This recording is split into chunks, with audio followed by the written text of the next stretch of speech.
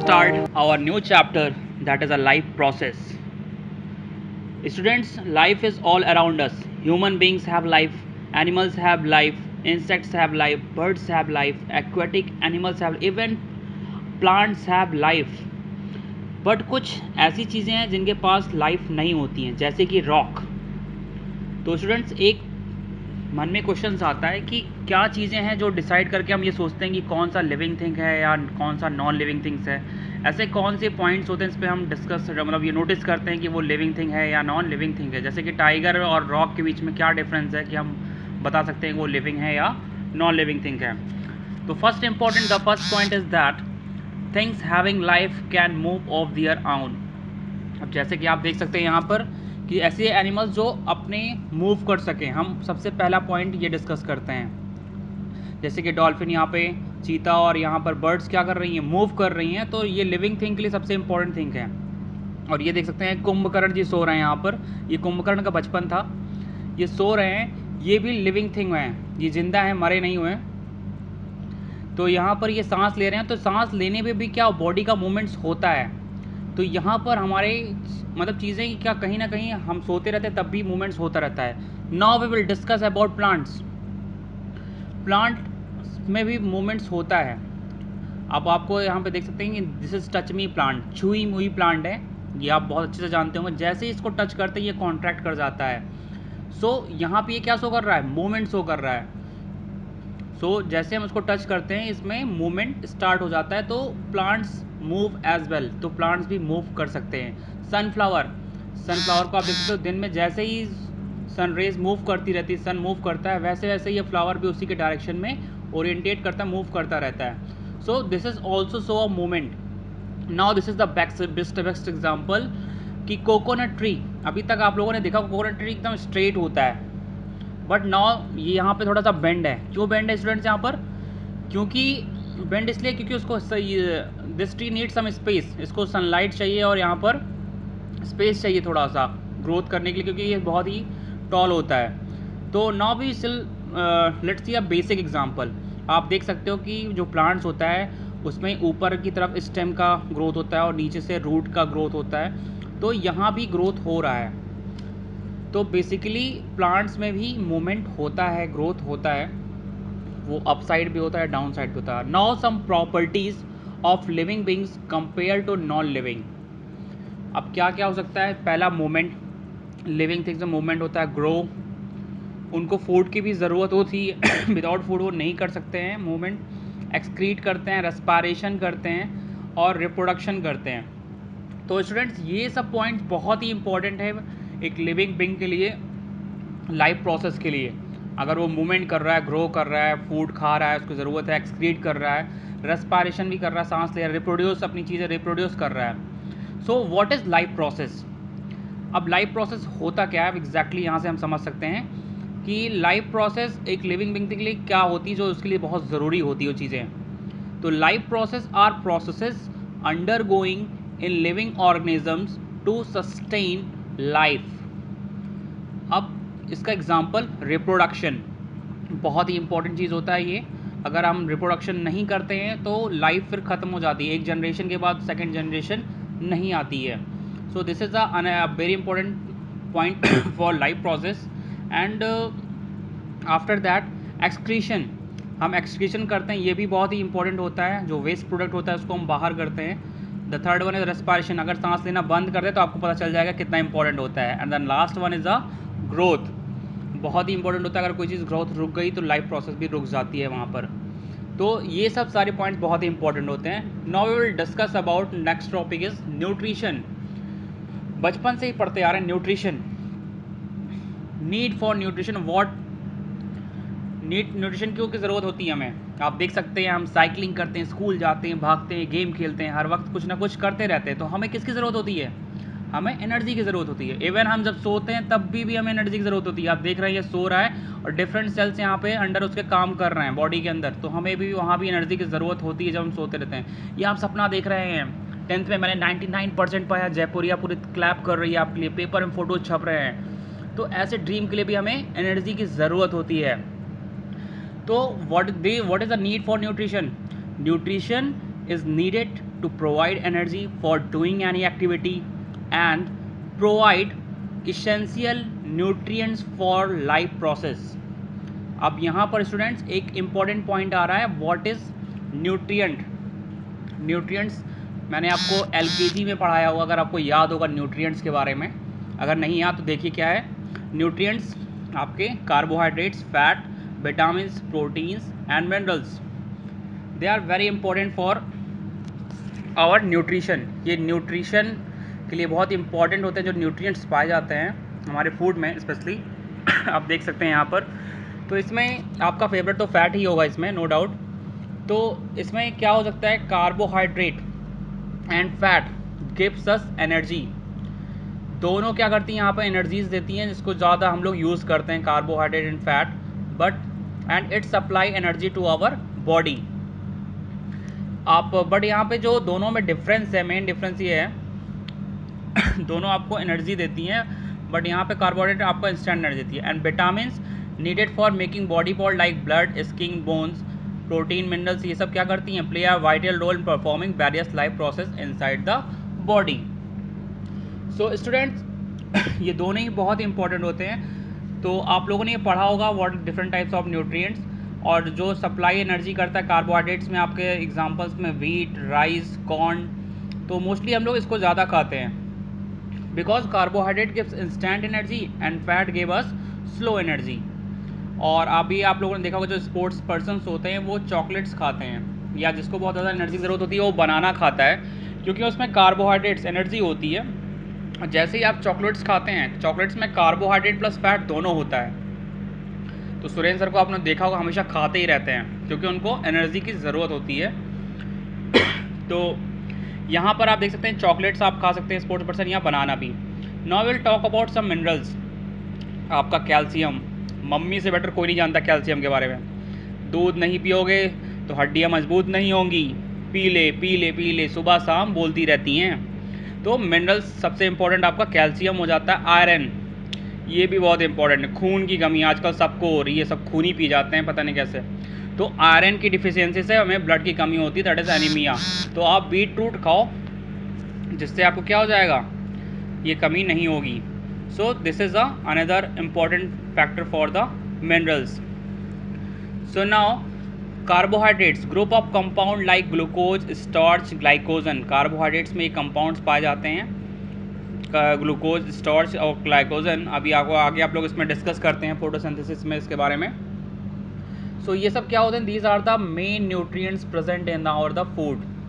अगर एक भी मिसिंग हो गया तो हमें कुछ ना कुछ यहाँ पे डिफिशियंसी हो जाती है बॉडी में। तो एक प्रॉपर बैलेंस डाइट करके हमें इसको लेना पड़ता है। यहाँ पे आप देख सकते हैं ग्लूकोज इंस्टेंट एनर्जी देता है, ये भी स्पोर्ट्स पर्सन यूज़ करते हैं मोस्टली जिसको ज़रूरत होती है, या आप डॉक्टर्स के पास जाते हो आजकल देख सकते हो कोरोना वायरस, पहले ग्लूकोज ही चढ़ाते हैं। कोई दवा हो ना हो पहले ग्लूकोज ज़रूर दे देंगे, क्योंकि ग्लूकोज से क्या होता है, हमें इंस्टेंट एनर्जी मिल जाती है। इवन आप डॉक्टर अगर नहीं भी हो तो आपको पता है कि सबसे पहले हम ग्लूकोज ले लें तो हमें कुछ ना कुछ हमारी बॉडी को एनर्जी मिल जाती है। So this is a instant energy. Now we will discuss about mode of nutrition. अब मोड ऑफ न्यूट्रिशन क्या होता है, ये भी इसको देखने के पहले आप लेट अस सी 3 पिक्चर्स। आप 3 पिक्चर्स यहाँ देख सकते हो। फर्स्ट पिक्चर काऊ यहाँ पे प्लांट्स को खा रही है, मतलब एक लिविंग बीइंग को खा रही है। And in the second picture tiger एक दूसरे एनिमल को खा रहा है, ये भी एक लिविंग बीइंग को खा रहा है। And now the third one, third picture में आप देख सकते हो, पहले आप इन दोनों पिक्चर में कॉमन देखिए क्या है, दोनों प्लांट्स काऊ और टाइगर दोनों लिविंग बीइंग्स को ही खा रहे हैं यहाँ पर। मतलब दोनों में कॉमन क्या है, दोनों तो अलग अलग चीज़ें खा रहे हैं लेकिन दोनों में कॉमन क्या है, दोनों लिविंग बीइंग्स को खा रहे हैं। और इसमें क्या है, ये अपना खाना कहाँ से खा रहा है, ये क्या किसी को खा रहा है दूसरे प्लांट्स को, नहीं, ये अपना खाना खुद बना रहा है सनलाइट के through, that is by the process of photosynthesis. ये भी आप लोगों ने पढ़ा था फोटोसिंथेसिस क्या होता है, अगर नहीं याद तो अभी आगे बताता हूँ। तो प्लांट्स अपना खाना खुद बनाता है। तो what is the basic difference, अब तीनों पिक्चर में डिफरेंस क्या रहा है, इन दोनों पिक्चर में सेम है, ये दोनों लिविंग बीइंग्स को खा रहे हैं और वो अपना खाना खुद बना रहा है। So there are 2 types of nutrition, autotrophic mode of nutrition and the second one is heterotrophic mode of nutrition. अब ऑटो मतलब होता है self, entropic means nutrition, hetero means other, entropic means nutrition. तो अपना खाना जो खुद बनाते हैं उनको हम ऑटोट्रॉपिक मोड ऑफ न्यूट्रिशन के थ्रू कहते हैं। ऐसे एनिमल्स जो अपना खाना खुद बनाते हैं, जैसे कि आपका प्लांट्स आ गया, ऐसे ऑर्गेनिज्म जो अपना खाना खुद बना रहे हैं, तो यहाँ पे प्लांट्स किस में आ जाता है, ऑटोट्रॉपिक में। और हेट्रोट्रॉपिक मोड ऑफ न्यूट्रिशन में कौन आ रहा है, जो दूसरे के ऊपर डिपेंड करता है। So that is a autotroph का हेट्रोट्रॉपिक मोड ऑफ न्यूट्रिशन हो जाता है। सो ऑटोट्रॉपिक ऑर्गेनिज्म नॉट डिपेंडेंट, ध्यान दीजिएगा, not dependent on other living beings for food, makes its own food by photosynthesis. तो यहाँ पर ऑर्गेनिज्म अपना खाना बना रहा है किसकी हेल्प से, फोटोसिंथेसिस की हेल्प से, in the presence of sunlight. So this is autotrophic, मतलब खुद पे डिपेंड होना, अपना खाना खुद बनाना, किसी पे हम डिपेंड नहीं हैं। Now the next one is a heterotrophic mode of nutrition. Organism depend on other living beings, plants और एनिमल्स, जैसे कि आप काऊ और टाइगर देखते हो, फॉर देयर फूड, ये दोनों दूसरे पे डिपेंड करते हैं। So this is called heterotrophic mode of nutrition. So यहाँ पे आपके दो टाइप्स के न्यूट्रिशन आप लोगों ने पढ़ा, that is the first one is the autotropic mode of nutrition and second one is the heterotropic mode of nutrition. Now one most important thing, autotrophs और autotropic mode of nutrition में क्या difference होता है। Autotrophic mode of nutrition आपका वो मतलब एक तरह का टाइप होता है जिसमें सारे एनिमल्स आते हैं, जो फूड हम लोग खा रहे हैं, जो हम फूड प्रिपेयर कर रहे हैं वो ऑटोट्रॉपिक मोड है, और जो उसमें आते हैं वो ऑटोट्रोप्स कहलाते हैं, जैसे कि आपका प्लांट्स हो गया। तो और हेट्रोट्रॉप्स में और हेट्रोट्रॉपिक में क्या डिफरेंस है, हेट्रोट्रॉपिक मोड आपका वो खाना है, मतलब जिसमें वो आ रहा है, और हेट्रोट्रॉप्स होते कौन है, आपका काऊ हो गया, टाइगर हो गया, ये सब हेट्रोट्रॉप्स होते हैं। This is the basic difference between heterotrophs and heterotrophic and autotrophs and autotrophic mode of. Now we will discuss some different types of heterotrophs. ये भी आप लोगों ने पढ़ा होगा, कार्निवोर्स, हर्बीवोर्स, ओमनिवोर्स ये तीनों बहुत ही कॉमन है। कार्निवोर्स ऐसे एनिमल्स होते हैं जो सिर्फ एनिमल्स को ही खाते हैं, eat only animals, and herbivores eat only plants, and the third one is omnivores, ये दोनों खाते हैं, मतलब प्लांट्स को भी खाते हैं और एनिमल्स को भी खाते हैं। Now let's see the example of carnivores, tiger, lion, snake, frog, and herbivores, cow, deer, rabbit, elephant etcetera. So these are the herbivores. And omnivores में ह्यूमन बीइंग, आप देख सकते हो कितना खुश है, ये दोनों खा रहा है, ये इससे खुश इंसान कोई हो ही नहीं सकता, ह्यूमन बीइंग। नौ अनदर एग्जाम्पल, क्रो। ओमनिवोर्स के और भी एग्जाम्पल्स हो सकते हैं, आपके क्रो होता है, यहाँ पे देख सकते हैं ये प्लांट्स को भी ईट कर रहा है और दूसरी तरफ ये फ्लैश को भी खा रहा है। So this is omnivores, eat both the plant and animals. So that is a crow, humans, dog, sparrow etc are the examples of omnivorous. So students, heterotrophs को आप लोगों ने पढ़ा, यहाँ पे 3 डिफरेंट टाइप्स के होते हैं, that is the herbivores, carnivores, omnivores.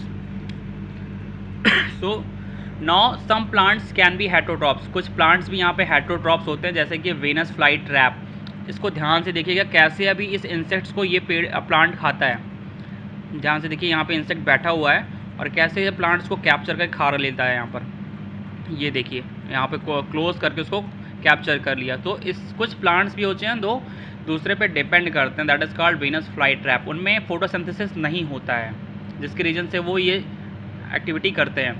Pitcher plant, pitcher plant आप देख सकते हो यहाँ पर राउंड शेप में है, इसका जो राउंड शेप है बहुत ही स्लिपरी होता है, तो जैसे भी वहाँ पे इंसेक्ट या कुछ आके बैठता है तो वो स्लिप करके उसके अंदर चला जाता है और वो फिर उसको क्लोज कर लेता है। इसका माउथ देख सकते हैं आप। So this is another example of pitcher plant. Now we will discuss about nutrition in plants, that is a photosynthesis. बहुत ही प्यारा टॉपिक है फोटोसिंथेसिस, प्लांट्स अपना खाना क्यों बनाता है और किसके थ्रू बनाता है। So this is a photosynthesis is the process by which a plant makes its own food from carbon dioxide and water, मतलब कार्बन डाइऑक्साइड वाटर के प्रेजेंस में, in the presence of sunlight and chlorophyll. तो यहाँ पे आप देख सकते हैं कि कार्बन डाइऑक्साइड, वाटर और किसकी प्रेजेंस में आता है, सनलाइट एंड क्लोरोफिल में। क्लोरोफिल आपको पता है क्या होता है, it is a green pigment present in the leaves. अभी हम लोग आगे इसको पढ़ेंगे स्ट्रक्चर ऑफ लीफ में क्लोरोफिल के बारे में। So this is a whole process of photosynthesis. Photo means आपका लाइट एंड सिंथेसिस मीन्स होता है टू मेक फूड। तो लाइट की हेल्प से हम लोग जो फूड बनाते हैं that is called a photosynthesis. It is a process by which plant make their own food. So now student will discuss the photosynthesis whole process. अब हम पूरे photosynthesis process को पढ़ते हैं। आप देख सकते हैं यहाँ पे एक पेड़ है, बहुत अच्छी ड्राइंग मैंने बनाई है, और this is a green leaves. Mostly क्या होता है, जो फोटोसिंथेसिस प्रोसेस होता है वो लीव्स में ही होता है, बट कुछ प्लांट्स ऐसे होते हैं जिनका अदर पार्ट्स भी ग्रीन होता है, उसमें भी बनता है, जैसे कि स्टेम हो गया या रूट्स में कभी कभी उनके होता है, ग्रीन होता है, तो वहाँ भी फोटोसिंथेसिस होता है। तो मोस्टली आपका लीव्स में होता है। सो विल हम डिस्कस अबाउट लीव्स, हम लीव्स की बात ही करेंगे यहाँ पे।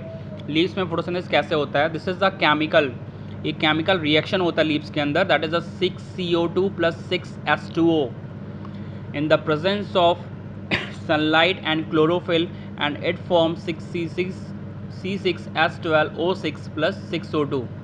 तो आप देख सकते हो यहाँ पे किस तरह से केमिकल रिएक्शन होता है लीव्स के अंदर in the presence of sunlight. तो यहाँ पर CO2 जैसे ही वाटर कहाँ आता है, हमने पानी डाला, रूट से वाटर कहाँ गया, लीव्स में गया, और सनलाइट उसको कहाँ से मिल रहा है, ऊपर से, तो उसको क्या मिल गया, CO2 + H2O, और सनलाइट भी मिल गया। और क्लोरोफिल कहाँ होता है, क्लोरोफिल लीव्स के अंदर ही होता है, तो ये चीज़ें इसको मिल गई, और ये क्या फॉर्म करता है, C6H12O6, जिसको हम ग्लूकोज बोलते हैं। जी हाँ, ये ग्लूकोज का फॉर्मूला है, and it is a type of carbohydrate, it give us instant energy. तो यहाँ पर फोटोसिंथेसिस प्लांट्स अपना खाना बनाता है, ग्लूकोज प्लस ऑक्सीजन भी रिलीज़ करता है। तो यहाँ पे आप देख सकते हैं कि जो ग्लूकोज प्लांट्स बनाता है, फिर वो क्या करता है, वो सारी बॉडी पार्ट्स में, मतलब फिर वो ग्लूकोज को सारे बॉडी पार्ट में डिस्ट्रीब्यूट कर देता है, स्टेम को देता है, फ्लावर्स, मतलब हर चीज़, सबको ग्लूकोज बांट देता है खाना बनाने के बाद, क्योंकि सबको फूड की ज़रूरत होती है फॉर द ग्रोथ। तो वहाँ पे इसने ग्लूकोज को देख सकते हैं पूरे ऊपर से नीचे पूरे बॉडी पार्ट्स में डिस्ट्रीब्यूट कर दिया। फिर जो एक्सेस ग्लूकोज बच जाता है वो स्टोर्ड हो जाता है एज अ स्टार्च, स्टार्च के फॉर्म में वो स्टोर हो जाता है। स्टार्च क्या होता है, it is a type of also, it is a type of carbohydrate, ये भी एक कार्बोहाइड्रेट ही होता है। तो जो भी आपका ग्लूकोज बच जाता है प्लांट्स में, वो कार्बोहाइड्रेट के फॉर्म में क्या होता है, स्टोर हो जाता है। सो इन दिस वे, अब ये क्या होता है कि जो भी स्टार्च स्टोर होता है वो कहाँ जाता है, उसको भी क्या करते हैं, वो प्लांट्स क्या करता है, वो स्टार्च आपके लीव्स में जाता है, आपके फ्रूट्स में स्टोर हो जाता है। तो इस तरह से क्या होता है, स्टार्च जो एक्सेस आपका ग्लूकोज था वो स्टार्च के फॉर्म में गया, और फिर आपके वो लीव्स में स्टोर हो जाता है या आपके फ्रूट्स में, और उसको कौन खाता है, फिर ह्यूमन बीइंग खाता है या एनिमल्स खाता है, तो वो हमारी बॉडी में एज अ न्यूट्रिएंट वो चला आता है स्टार्च। सो आप देख सकते हैं यहाँ पे ग्लूकोज कैसे चेंज होता है फिर स्टार्च में, पहले वो अपने सारे बॉडी पार्ट्स को देता है, फिर जो भी एक्सेस बचता है उसको स्टार्च में कन्वर्ट करता है, और फिर वो एक्सेस स्टार्च आपके फ्रूट्स या लीव्स में जाते हैं, और फिर उसको एनिमल्स या ह्यूमन बीइंग ईट करता है, जो कि फिर उसके बॉडी में आ जाता है। So this is the whole process of photosynthesis. Photosynthesis का एक और पार्ट है सबसे मेन। सो प्लांट्स, यहाँ पे कुछ important points, plant makes glucose by photosynthesis in the reaction and it is sent to all parts of the plant. The excess glucose is stored in form of starch in fruits and leaves of plant and they provide food for the animals. So this is the main process of photosynthesis. यहाँ पे आप लोगों ने देखा कैसे हुआ यहाँ पर। So we will discuss about leaves. अब हम लोग लीव्स का स्ट्रक्चर पढ़ते हैं कि लीव्स के स्ट्रक्चर में क्या होता है, क्योंकि यहाँ पे फोटोसिंथेसिस को आपको डिफरेंट उसमें पढ़ना होगा।